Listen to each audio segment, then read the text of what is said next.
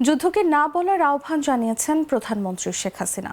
তিনি বলেন, আমাদের অবশ্যই সব ধরনের আগ্রাসন এবং নৃশংসতার বিরুদ্ধে কথা বলতে হবে, যুদ্ধকে না বলতে হবে। বৃহস্পতিবার সকালে থাইল্যান্ডে জাতিসংঘ সম্মেলন কেন্দ্রে এশিয়া ও প্রশান্ত মহাসাগরীয় অঞ্চলের জন্য জাতিসংঘের অর্থনৈতিক এবং সামাজিক কমিশনের ৮০তম অধিবেশনে এসব কথা বলেন প্রধানমন্ত্রী।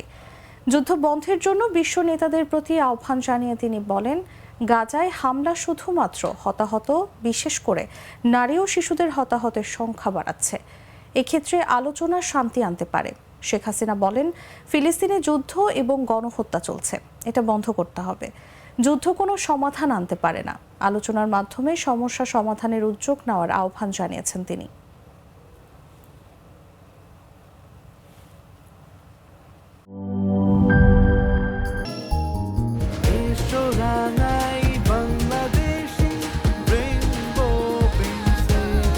রেইনবো পেইন্টস, ছড়াও জীবনের রং।